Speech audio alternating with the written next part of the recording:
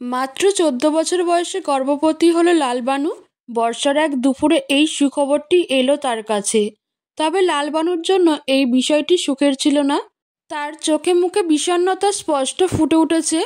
লালবানুর বিষণ্ণ মুখশ্রী দেখে তার জা ফরিদা বেগম বললেন, কি হয়েছে, তুমি খুশি নও? লালবানু জবাব দেয়, না। ফরিদা বেগমের আড়ালে তার চোখের কোণে আসা অশ্রুটি মুছে ফেলে। সাল 1990। বাবা মা হারা এতিম লালবানু 12 বছর বয়সে গ্রামের মাতব্বর মাজেদ খাঁয়ের বধূরূপে খাঁবাড়িতে এসে উপস্থিত হয়। বধূ সাজে তাকে বেশ মিষ্টি লাগছে। সদ্য কিশোরী জীবনে পা রাখা লালবানুর চোখে মুখে রঙিন স্বপ্ন। একাকার স্বপ্ন নিয়ে সে বধূবরণ শেষে খাঁবাড়ির অন্দরমহল প্রবেশ করে। দুতলা বিশিষ্ট এই বাড়িতে লালবানুর জায়গা হয় উপরতলার এক বড় ঘরে। ছোট্ট কিশোরী তখন জানতো না স্বামী স্ত্রীর সম্পর্ক কি। শুধু জানতো মামি বলেছে সে এখানে ভালো থাকবে, এই বাড়িটি তার, এই সংসার তার। এখানে সে স্বামীর ভালোবাসা পাবে, আদর পাবে, যত্ন পাবে। সবচেয়ে বেশি যেটা পাবে, দুবেলা দুমুঠো ভালো খাবার, যেটা সে তার মামির বাড়িতে পেত না। লালবানু একবার বধূবেশে থাকা নিজেকে দেখে ম্লান হাসে। তারপর তার পেটে হাত দিয়ে ম্লান গলায় বলে, ভাতের জ্বালা বড় জ্বালা, হাঁচাই কি আমি পেট ভরাইয়া ভাত পাইব এখানে? প্রশ্নটি লালবানুর মনের মধ্যে জমা থাকে। তখনও সে জানতো না এই বাড়িতে তার ভাতের অভাব না হলেও অন্য কিছুর অভাব হবে। সেই অভাব সম্পর্কে সে অবগত নয়। লালবানুকে ভাবনায় মগ্ন দেখে তার জা ফরিদা বেগম বলে, কি ভাবছো নতুন বউ? কিছু না। লালবানু ম্লান হেসে জবাব দেয়। ফরিদা বেগম বলে, আমি তোমার কে হই জানো? কে? লালবানু জানে না, তাই প্রশ্ন করে। জবাবে ফরিদা বেগম বলে, আমি তোমার ছোট জা, তোমার দেবরের বউ। ছোট জা? লালবানু কৌতূহলী হয়ে ওঠে। পুনরায় জিজ্ঞেস করে, আপনি তো আমার চাইয়ে বড়, তাহলে ছোট কিভাবে হইলেন? ছোট লালবানুর কথা শুনে ফরিদা বেগম শব্দ করে হেসে দেয়। তারপরে বলে, কারণ তুমি এই খাঁবাড়ির বড় বউ। বয়স যতই ছোট হও না কেন, সম্পর্কে তুমি আমার বড়। আচ্ছা। লালবানু মাথা নাড়ায়। সে বুঝতে পেরেছে ফরিদা বেগম লালবানুর সাথে নানা গল্প শুরু করে দেয়। বিশেষ করে মাজেদ খাঁয়ের ব্যাপারে অনেক কিছু লালবানুকে বলে। এক পর্যায়ে ফারিদা বলে, মাজেদ খুব ভালো আদর করতে পারে। আপনি জানলেন কিভাবে? লালবানুর অবুঝ মন প্রশ্ন করে ওঠে। ফারিদা বেগম কিছুটা হকচকিয়ে যায়। তারপরে বলে, আসলে আমার বড় যা বলতো, তার ব্যাপারে নানা গল্প করত, তখন জেনেছি। বড় যা? লালবানুর কথায় ফরিদা মুচকি হাসে। তারপরে বলে, হ্যাঁ, তোমার আগে যে মাজেদ খাঁয়ের বউ ছিল। লালবানু মাজেদ খাঁয়ের দ্বিতীয় বউ। এটা শুনে লালবানু কিছুটা অবাক হয়। তার মামি তাকে এই বিষয়ে বলেনি। অন্যদিকে ফারিদা বেগম তার বড় জায়ের ব্যাপারে নানা গল্প করে। বাসর ঘরে লালবানুকে বসিয়ে রেখে ফরিদা তার বিধবা শাশুড়ি মালেকা বেগমের কাছে যায়। মালেকা বেগম ফরিদাকে দেখে শান্ত গলায় জিজ্ঞেস করে, কিছু বলবে? বলছিলাম আম্মা, কয়েকদিন লালবানুকে আপনার সাথে রাখলে হতো না? আসলে ও খুব ছোট। ফারিদা বেগমকে বাক্যটি সমাপ্ত করতে না দিয়ে মালেকা বেগম বলে, যে মাইয়া লাল সুতা দেখে সেই মাইয়া আবার ছোট হয় কিভাবে? মাইয়া মেলা বড় হয়েছে, স্বামী একবার আদর কইরা দিলেই সব বুঝে যাইব। ফারিদা বেগম কথা বাড়ায় না, কারণ লাভ নাই। মালেকা বেগম পুনরায় বলে, লালবানু কি তোমার বড় হয়? ভাবি কইবা? আচ্ছা। ফরিদা বেগম মাথা নাড়িয়ে চলে যায়। মালেকা বেগম হাতের পানটি গোল করে মুখের ভেতর দিয়ে দেয়। পান চাপাতে চাপাতে বলে, ছোট? ছোট হইলে বিয়া দিছিল কেন? আমরা বিয়া করি নাই, 9 বছর বয়সে বিয়া করেছি। 10 বছরের লাল সুতা দেখার লগে বাসর করেছি। বিরক্ত কণ্ঠে ফরিদা এবং লালবানুকে উদ্দেশ্য করে কয়েকটা গালি দিয়ে দেয় মালেকা বেগম।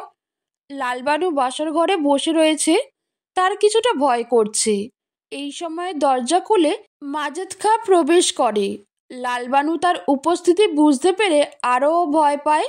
মাজেদ খাঁ ধীরে ধীরে লালবানুর পাশে এসে বসে, আস্তে করে লালবানুর হাত ধরে। লালবানু কিছুটা কেঁপে ওঠে। মাজেদ শান্ত এবং স্পষ্ট গলায় বলে, আজ হইতে তুমি এই বাড়ির বড় বউ। বড় বউ হওয়া কিন্তু চারটেখানে কথা না। বড় বউ মানে মেলা দায়িত্ব। তোমারে সেই সব দায়িত্ব পালন করতে হইব। আমি জানো তোমার সম্পর্কে কোনো অভিযোগ শুনি না। আম্মা বা বাড়ির অন্য কেউ তোমার বিরুদ্ধে অভিযোগ দিলে মাজেদার গলায় কিছুটা হুমকি শোনা যায়। লালবানু ভয়ে কেঁপে ওঠে। মাজেদা খাঁ পুনরায় বলে, তোমার মামিরে 2 ভরি স্বর্ণের চেন দিছি। সে তোমারে সব বুঝাইয়া শুনাইয়া পাঠাইছে তো? লালবানু মাথা নাড়ায়। হ্যাঁ, তাকে বুঝিয়ে শুনিয়ে পাঠিয়েছে। মাজেদ বলে, তাহলে তো হয়েই গেল, চলো বাসর শুরু করি। লালবানু বুঝতে না পেরে জিজ্ঞাসা দৃষ্টিতে তাকায়। মাজেদ ধীরে ধীরে লালবানুর কাছাকাছি আসে, তবে লালবানু তাতে বাধা দেয়নি। মামি এবং ফরিদা বেগম তাকে বলে দিয়েছে মাজেদ এভাবে তার কাছে আসবে, তাতে তার অনেক ভালো লাগবে। কিন্তু কই, লালবানুর তো ভালো লাগছে না, তার কষ্ট হচ্ছে। কষ্টে না পেরে লালবানু চিৎকার দিয়ে ওঠে। লালবানু চিৎকার দেওয়ায় মাজেদ তার মুখ চেপে ধরে বলে, চিৎকার কইরা কি আমার মান সম্মান ডুবাবি? চুপ কর। মাজেদের কণ্ঠে হিংস্রতা ছিল। লালবানু চুপ করে যায়, কিন্তু তা পারছে না এসব সহ্য করতে। এক পর্যায়ে লালবানু জ্ঞান হারায়। সকালবেলা লালবানুর জ্ঞান ফিরতে সে নিজেকে বিছানায় আবিষ্কার করে। পাশে শাশুড়ি এবং যা বসা। লালবানুর জ্ঞান ফিরতে ফরিদা বেগম বলে, এখন কেমন লাগছে? ব্যথা করছে? লালবানু মাথা নাড়ায়। এর অর্থ হ্যাঁ, তার ব্যথা করছে। মালেকা বেগম গর্জে ওঠে, কর্কশ গলায় বলে, হ্যাঁ, আমাগো বিয়ে হয় নাই, আমরা বাচ্চা পয়দা করি নাই, আমাগো স্বামী সোহাগ করে নাই। কই আমাগো তো ব্যথা লাগে নাই, তাগো একেবারে ব্যথায় জান যায়। ফরিদা বেগম এবং লালবানু দুজনে ভয়ে কেঁপে ওঠে। তবুও সাহস করে লালবানু বলে, আম্মা, আপনার হাঁচায় ব্যথা লাগে নাই? ফরিদা ভেবেছিল মালেকা বেগম এবার আরও ক্ষিপ্ত হবে, কিন্তু না, তিনি কিছু বলেনি, শুধু এক পলক লালবানুর দিকে তাকায়। তারপর বোধহয় নিজের প্রথম বাসরের কথা ভাবছিল। তবে দ্রুত ভাবনা থেকে বের হয়ে কঠিন গলায় বলে, ছোট বউ, তোমার ভাবিরে বুঝাও এইসব স্বাভাবিক। জামাই বউ আদর সোহাগ করবা, এইটাই তো দুনিয়ার রীতি। ফরিদা বেগমকে আরও কিছু কথা বলে মালেকা বেগম বের হয়ে যায়। মালেকা বেগম চলে যেতে ফরিদা লালবানুকে উদ্দেশ্য করে বলে, ক্ষুধা লাগছে। লালবানু মাথা নাড়ায়। ফরিদা বেগম লালবানুকে ধরে বসায়, তারপর বলে, আমি খাবার নিয়ে আসছি। ফরিদা বেগম চলে যেতে রাতের কথা ভেবে লালবানুর চোখে অশ্রু চলে আসে।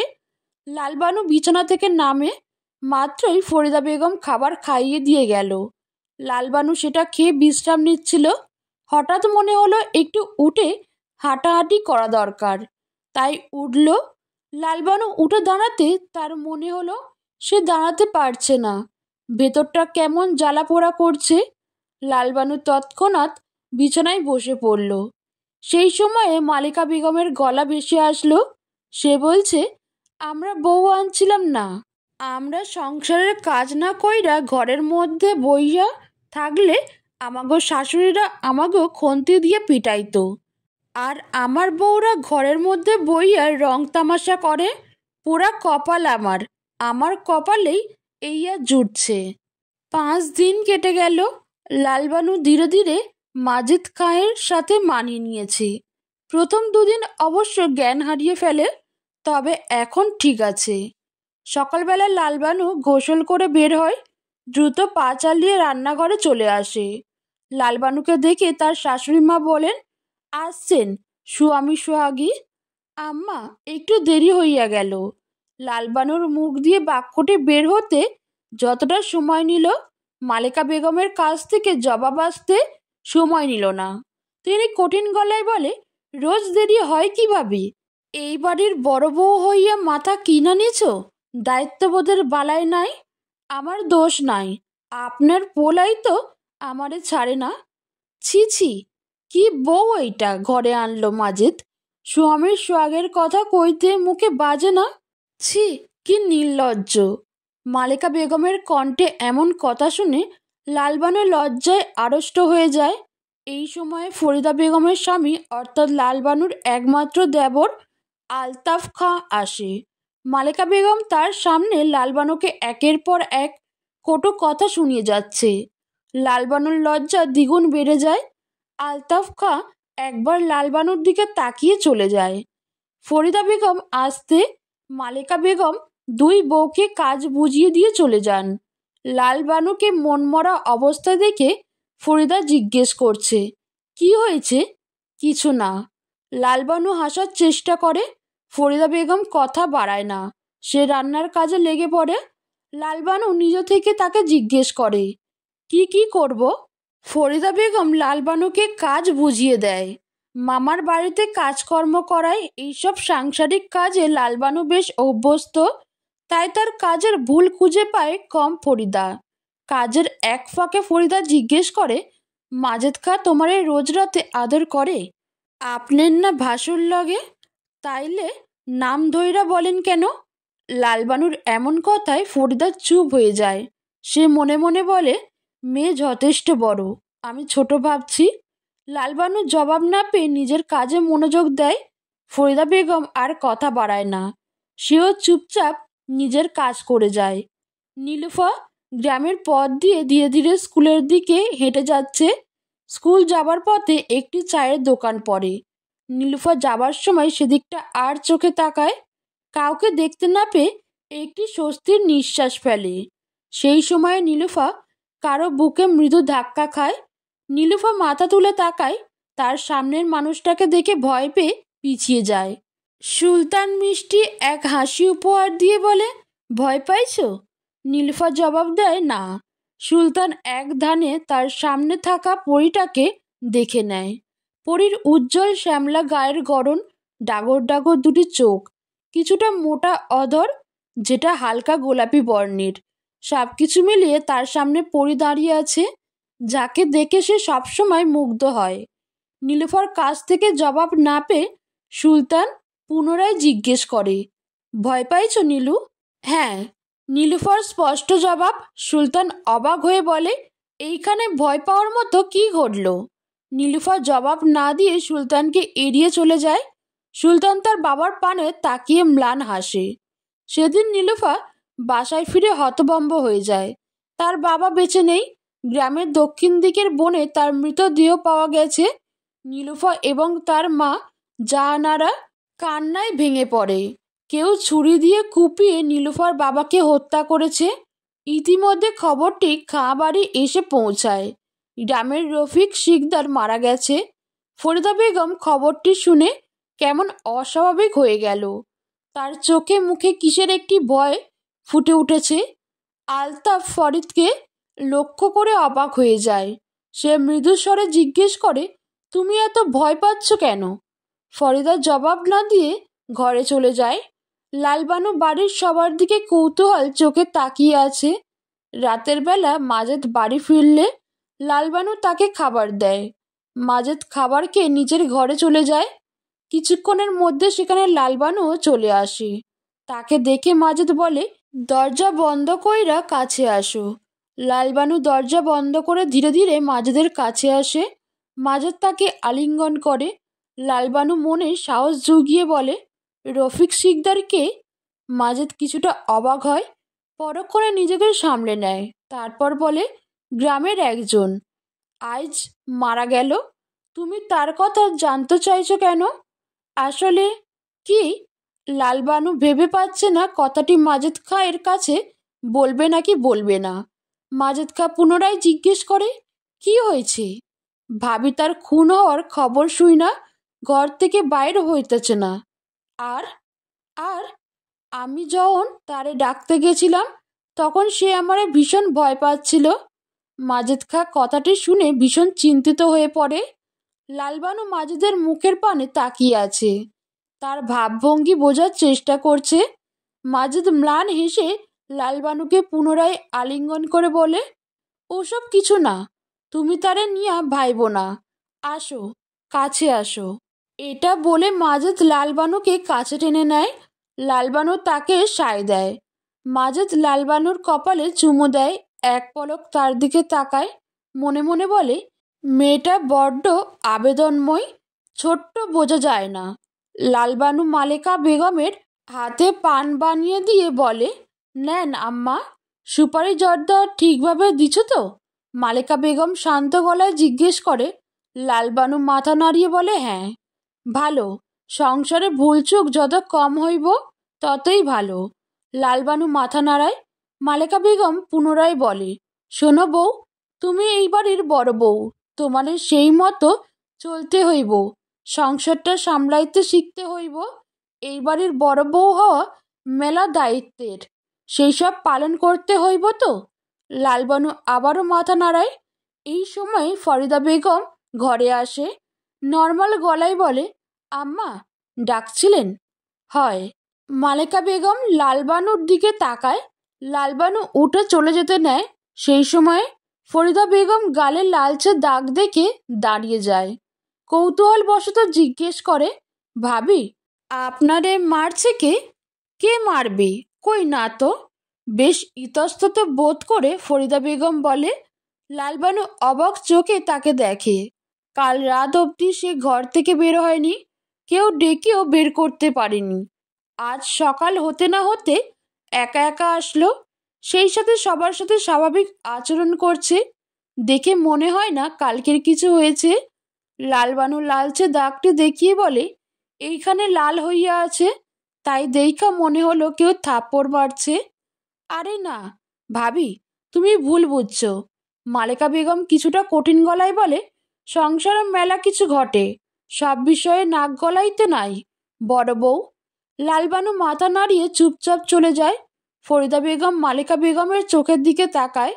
মালেকা বেগম স্পষ্ট গলায় বলে, রফিক হরদারের লগে তোমার কি সম্পর্ক যে তার মৃত্যুতে শোক পালন করলা? কিসের সম্পর্ক? ফরিদা বেগম বুঝতে না পেরে প্রশ্ন করে। মালেকা বেগম পানের পিক ফেলে বলে, কিসের সম্পর্ক সেটা জানতে চাইছি। কোনো সম্পর্ক নাই আম্মা। তাহলে তার মরণে তোমার এত শোক কিসের? আম্মা, আমি তার জন্য শোক পালন করিনি। আমি আসলে, মালেকা বেগম ফরিদা বেগমের দিকে জিজ্ঞাসা দৃষ্টিতে তাকায়। ফরিদা বেগম কিছুটা ভয় পায়।